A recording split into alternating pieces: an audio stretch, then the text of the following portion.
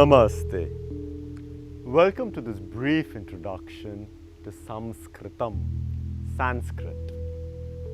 Now, as a yogi, you want to study the subject of yoga, and therefore it's important to have some basic understanding of Samskritam. The word Samskritam means perfect. The grammar, the intonation is all so perfectly designed. And why is this so?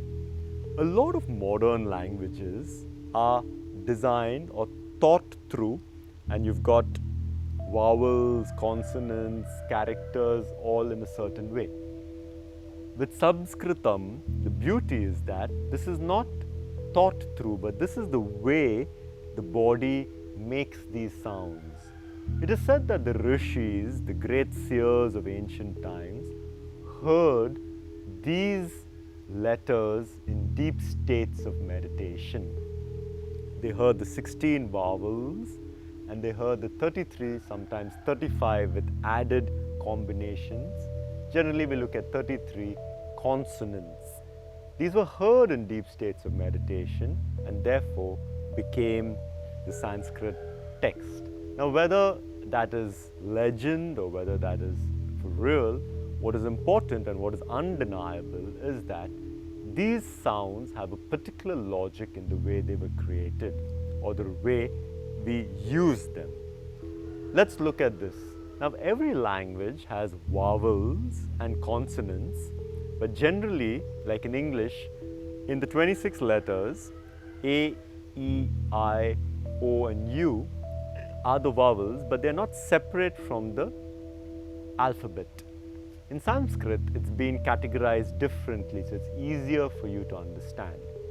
None of the languages define what makes a vowel and what makes a consonant.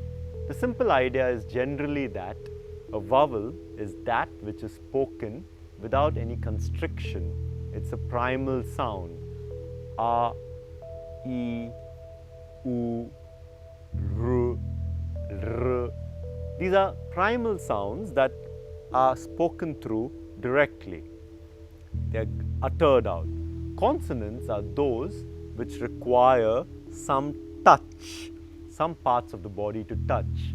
K, if the tip of my tongue touches on top, T, T, D. These are consonant sounds. So this is the difference between the two. So let's understand this at a greater depth. What we are trying to understand here is how these are the primal vowel and consonant sounds that the human voice box can create. We start from the base and we go out to the external. To begin our journey, let's understand one thing. Sanskrit has a large array of texts that we call as Shastras. Shastras are knowledge, source of knowledge.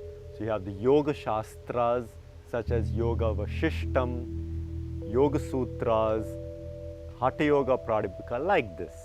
You have the texts on the art of pleasure, the Kama Sutra, and so many others. You have the texts on health, Ayurveda, you have the Charaka Samhita, you have Shushruta Samhita. Like this, you have texts on grammar, Mahabhyasa, you have texts on arithmetic, mathematics, you have texts on Jyotish, the study of the celestial bodies. You have texts on every conceivable subject study. Also, you have great books on poetry, great texts on poetry, Kalidasa, Ramayana, Mahabharata. Why is this so? Why has this tradition produced so many sources of knowledge? For many, many millennia, the Himalayas in the north and the Indian Ocean, Arabian Sea and Bay of Bengal in the south of the peninsula meant that the land of India, Bharat, the real word is Bharat. So Bharat, Bharatiya in Indian or Bharat is that land which worships or which is lit up, Bharat. It's also named after a great king called Bharat, but the literal meaning is a land that values or a place that values the lighting.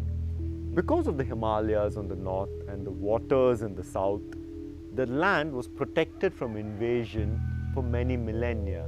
So the arts, the sciences, the subjects like yoga, seeking could flourish. If we had to constantly focus on military might to protect the land, these arts could not flourish. Of course, once the invaders came in, once the Mongol Afghan leaders came in, once the Europeans came in, India as such had not really developed military might to such an extent and was then ruled by different foreign invaders for about a millennium. Even then, these arts and sciences have stayed. Unlike the other ancient cultures like Egypt and the Grecians and so on and so forth, a lot of the ideas of the Mayans and so on have gone away. But because of the Shastras, these knowledge streams have stayed. Today, you may be anywhere in the world, but you're practicing yoga because this tradition has been maintained. We're talking about 5,000 years old of tradition has been maintained. If we had lost it, so many millennia of seeking, of questioning life would have been lost. This is the great power of the Sanskrit language, the perfection in which it has been laid out, that the knowledge has stayed true. And why am I stressing this is because India has a mnemonic tradition. Sanskrit is mnemonic, meaning the heard voice is more important than the written. When Patanjali wrote the Yoga Sutra, he didn't write it, he spoke it to his student. Now understand the mastery of the man to convey the whole subject in 196 definitions. We will write encyclopedias about yoga and still we won't really know our subject. Understand the mastery of the student, the ability to study and memorize this. Today, we cannot even remember our partner's mobile number. It's stored somewhere in our phone. But those people were able to remember, those students, those young minds were organized in such a way that they could remember all 196 sutras. Like that, all the Vedas, Shastras have all been passed on. To put it in context, it is because of the perfection of the language that what Patanjali taught his student, today we are learning here. Not a single syllable has been lost. This is the beauty of Sanskrit. There is no scope for Chinese whispers. It is accurate in its presentation.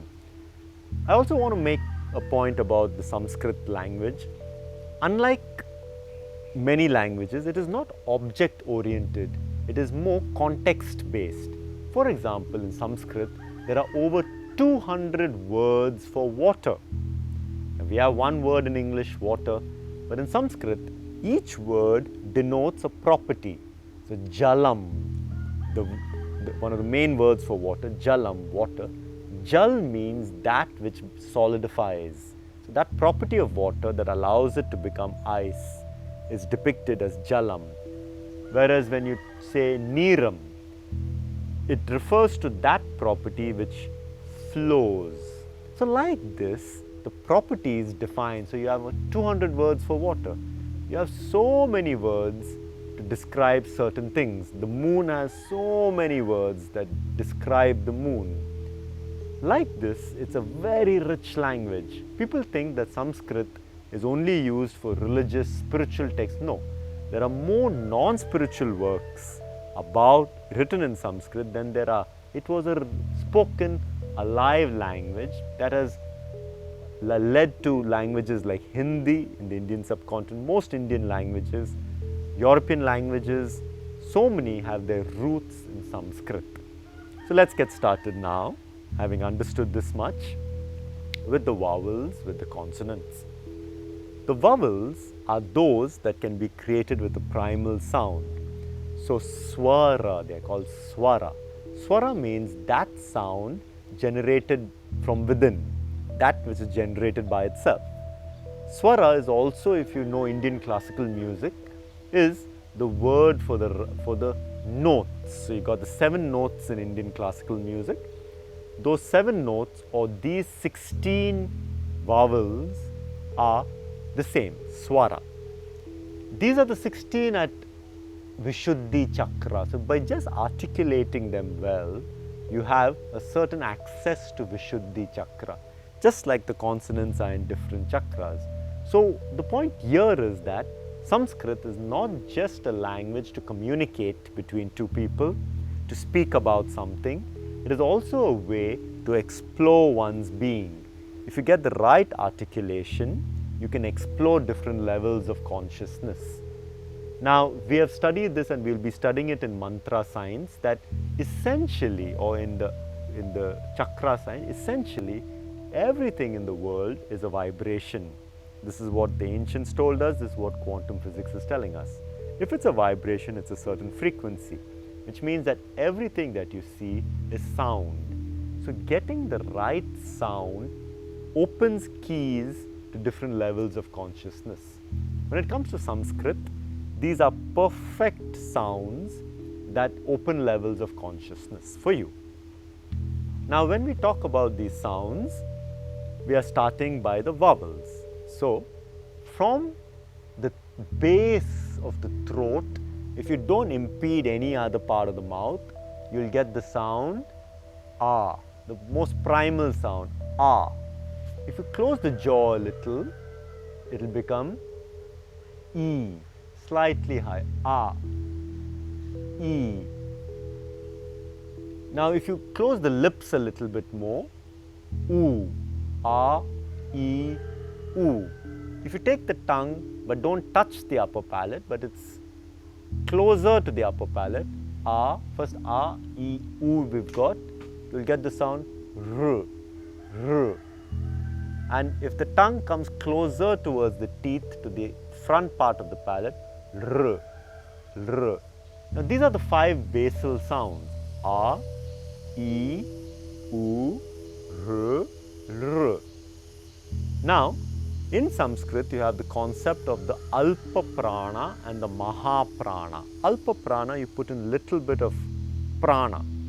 Please understand that prana, or living aliveness, Patanjali calls pranava as om. So the distinction between sound and the prana is very near. Right? So if you put less prana, ah. If you put more mahaprana, it becomes ah. Ah, ah. I, e. U, oo. R, r. R, r. These are the first 10 vowels. Now, are we clear? Shall we do that once again? Coming from the base without any impeding in the mouth. Ah, ah. Ah, ah.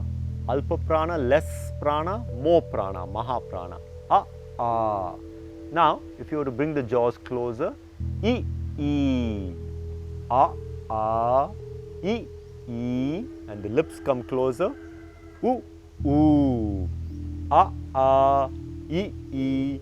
Oo, oo. The tongue not touching the palate but going closer. R, r. R, r. And the tongue coming closer towards the mouth, towards the teeth and the upper part of the front part of the palate. R, r. Ah, ah. E, e. Oo, oo. R, r. R, r. Now, what you're understanding is that the vowels are just vocalization. The written comes later. It's not as important as the right vocalization. Now, you've got 10. 5 plus with the Mahaprana, 5 more, 10. What happens when you combine A and E? So, if the sound comes from in between, when you combine A and E, you'll get A. A and E becomes A. But if you say A and then E, I. So, A, E, A, I. Beautiful, right? How you're creating this. Now, what happens? So, you've got that A and E, A. A and then E, I. Now, A and U. What happens? O. A and U, O. A and U, O. A and then U, O. A and U, O. A followed by U, O. Yeah, so, A, A, I, U, U, R, R, R, A, I, O, Ow. Fantastic. We've got now 12. We have 2 more. Sorry, we've got 14 now. We have 2 more. Now, what happens when you finish a word, when you close your lips? You close, there's nothing else that can happen. In any language in the world, when you close the mouth, ends any word. Chakram, darshanam, that is the sound that we are creating here. Anuswara. We have just given the because it's impossible to articulate it without some holding prana. So it's just you can make it you can make it This is the sound that comes at the end of Om, right? And if you were to let out air like a Vahya Kumbhak, aha, ha, that ha and ha is called as Visarga. Now we are just giving it the A so that we can make it audible. It can be with U, uhu, aha. So aha. It can also be uhu, ihi. The with air going out is the last thing. So with the mouth closing, with air going out, aha. Let's get all the vowels, all 16. A, I, u, u, r, l, a, I, o, ow, aha. So that's the 16 vowels. Slowly you'll begin to understand how the whole system is designed around the voice box, starting from the base and going out of the mouth. Let's come to the consonants now. The consonants are called as, vowels were called swara, they stand on their own sound. Consonants are called vyanjana. Now consonants require sparsha, 2 surfaces to touch to create a sound. And those sparshas are designed around 5 vargas. So let's understand this. The first varga is called kanta, throat. So what can you create from your throat if the base of your tongue, touches the palate? You will get k, and if you do mahaprana, k, g, n. Okay, so that's the touching, the sparsha of the base of the tongue with the palate, soft palate. From the throat, from the kanta, k, mahaprana, alpa, g, n, k, g, n. Now, what happens with the talu? Talu means the tongue is touching slowly towards the palate. So now you will get ch, mahaprana, ch, j, n, ch, j, n. This is called talu. Now, what happens? Murda. Murda means the upper palate, the middle of the upper palate, murda. When the tip of the tongue touches the middle of the upper palate, what do you get? Th, d, n. Th, d, n. You cannot make a 6th sound there. Only these 5 will come out. So this is called murda. That is, the tip of the tongue touches the middle of the upper palate. Th, d, n. That is called murda. What is danta? Danta means teeth. Teeth. So what happens when the tip of the tongue touches the teeth? So those sounds are th, d, n. So there is absolutely no question of accents, no questions of slurring.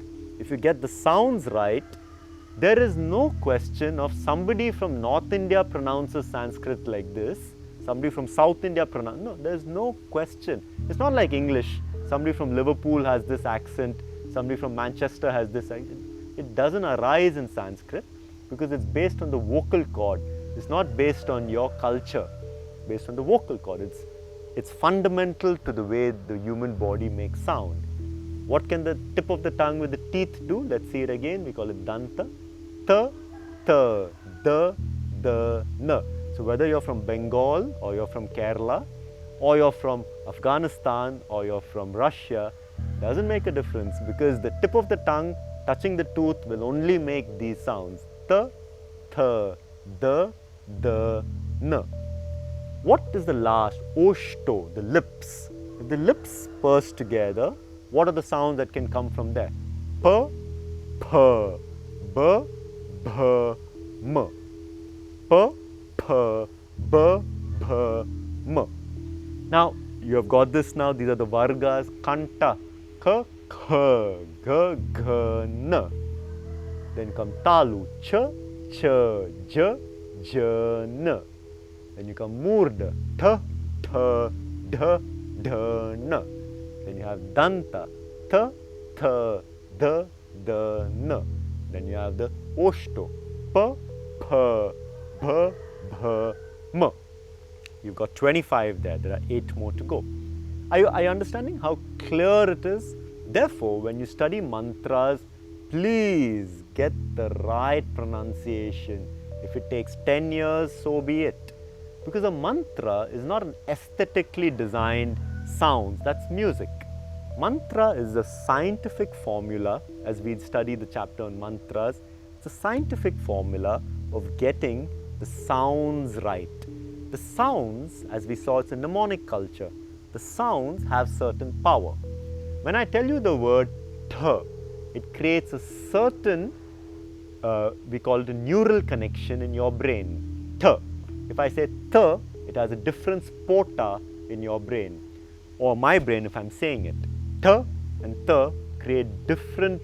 So when I say a mantra, I have to get the pronunciation right. Otherwise, it might have the feeling. That is called as a kirtan or bhajan. It is not a mantra. Mantra is precise sound so that certain qualities of your mind are overcome. You have some compulsions in your mind, so the Guru will give you a mantra to overcome that. Now this is very important to understand. So we've seen these 5 vargas, so 25 consonants. We'll look at another 8. Some of them get combined later on, like in many other Indian languages. But in Sanskrit also, sometimes you can have 35. But the pure ones are another 8 more. Ya, ra, la, not la, la. Ya, ra, la, va. Ya, ra, la, va. Now these are consonants and we call them as antastata. Ya, ra, la, va. And then you've got the following ones. Sh, ksha, sh, sh. So, sh is the tongue touching. Sh is touching the top part of the tongue. Sh, sh. Sa, ha. Sh, sh, sa, ha. Ya, ra, la, va. Sh, sh, sa, ha. These 8 plus the 25 we studied create the consonants, 33 consonants. If I combine and make ksha and kra, you can make it 35, but generally these 33 are the pure consonants. And we saw the 16 vowels already. So the 16 vowels you'll find around Vishuddhi chakra, and you'll find the consonants around the other chakras to create mantra and yantra. This is very, very important to understand, because once you have these building blocks, you can then create the whole language expression. If you look at the Sanskrit texts, when Kalidasa writes about romance and poetry, it is amazing because here is a person writing a poem of 25,000 verses without ever changing even one syllable. So the great poets studied language not just to speak well or not just to express, because the study of Sanskrit language enabled them to refine the brain, refine the mind to come into higher states of focus. Can you imagine writing a poem of more than 25,000 verses in perfect meter without having to go back and even change one such syllable? The closest that comes in the English language is a beautiful poem that I like very much by Samuel Taylor Coleridge called Kubla Khan. In Xanadu did Kubla Khan a stately pleasure dome decree, where as the sacred river ran through caverns measureless to man, down to a sunless sea. So like that, it's in perfect rhyme. He spent his whole life understanding words. So in a dream state, he got these whole lines. Somebody is supposed to have knocked on his door. When he woke up and started to write it, and Coleridge went to open the door. When he came back, he had lost that. That stream of consciousness. Now, Coleridge used to do that. He used to consume opium and then go to sleep and access, using that herb, access his mind, deeper states. When you see Kalidasa, now Kalidasa is doing that through meditation. Kalidasa is writing poems of 20-25,000 verses like that in this stream of thought. So getting the right learning of the Sanskrit language is not just for you to speak well. It is also for you to be able to understand the workings of the mind. So a lot of the times we articulate what we think by how we speak to ourselves, right? If I don't have the right, if my language doesn't give me the right word, I may not be able to articulate how I feel. Sanskrit is perfectly designed for the language of yoga, for the language of consciousness and beyond. In English, when I say awareness and consciousness, is the same. It becomes very difficult for you as a yoga student when we study the Yoga Sutras. We've done all 196, right? It'll be very difficult if you come from that background to understand why is Patanjali saying that awareness should stand in its light away from consciousness. In your mind, it's the same thing. But Sanskrit is so beautiful because the refinement of each concept is designed like that. Like we saw with the Shastras, it has different connotations. It speaks about every possible knowledge stream. But when we use it for yoga and spirituality, it's got the vocabulary. And this is why it's important for you to understand it. When I define samadhi, there is no word in the English language because the creators of the English language didn't experience or didn't know how to describe samadhi. Patanjali defines samadhi, he gives 8 different kinds. His understanding of language, he's supposed to have written the Mahabhyasa, a book on grammar. His understanding is so refined. This is why I would like you to spend a little bit of time understanding the Sanskrit language. Not just so that you know the Sanskrit names of the asanas, that is fine. Yes, when I call this, when I call this Santolanasana, it means inner composure. So it means that you're training yourself to be calm there. It doesn't really mean that you're holding a plank. When you call it Sarvangasana, when I say shoulder stand, it means you just stand on your shoulder. Sarva Ang, every body part. It's a posture that's beneficial for every body part. So it gives a richness to your yoga understanding. But don't limit it there, not just for the nomenclature of the asanas. For you to understand the depths of your own being, sound is critical. Hatha Yoga says that true meditation is by listening to the nada, sound, internal sound. So when you hear internal sounds, those sounds are what you fix your mind on for meditation. So getting the right sound is really, really, really important. Now, of course, the scope of our work together, I don't have the time, or you don't have the time for me to take you through the entire breadth of what is Sanskrit. I've just given you a brief introduction. I wanted you to understand that Sanskrit is not a language created by chance, neither is it created by poets. It's been observed by the rishis that this is how sound is created. A, I, K, K, based on the vocal cord. So your understanding of the vocal cord is perfect. Second, The language itself has a lot of healing properties, because when you do it's like doing Brahmari Pranayam. When you do aha, it's like doing Vahya Kumbhak. Like this, you can train your mind's discipline just by speaking the vowels and consonants, or by a mantra. It trains the potential, your usage of the vocal cords, and your depth understanding. Finally, the names of the asanas will help you with that. The teachers are there to help you with that. Getting the right nomenclature. I could have spent the whole time just giving you the names of the asanas. Simple things you need to know. Uttita, extended. So hasta is hand, pada is leg. Hasta uttanasana. Yeah? So once you know uttan means an extension, then hand extension. Now all of you are already yoga teachers, so you will have a basic understanding. Most of the names of asanas are after animals. Some are given to dedicated to rishis like Ardha Matsyendranath. Matsyendranath, the founder of Hatha Yoga. Right? Or you have Vashishthasana, Vishwamitrasana. You also have the ones for animals, such as you've got beautiful names like Kapotasana, the pigeon. You've got trees, you've got different names. Some names have been created not very long time back. See, when the teacher taught the students, he said, lift your hands up. There's no need to give it a name. But when you write a book, you have to call it Uttita Hastasana, Hasta Uttanasana, like that. So some names are more recent. So don't try and understand a little bit about the basics of the names. It'll help you a lot so that you can teach it in a more authentic manner. But don't limit it there. That's the point I've been making. Don't limit it just to translate the names of the asanas. Understand Sanskrit. It may not happen in the next 2.5 months only, but make it a lifelong study. If you can understand Sanskrit, you can speak any language quite easily. You can pick up rather any language. You can also pick up your articulations very well. Your communication becomes clear. There is no question of accents. It is precise science, helps you to articulate and to sing better.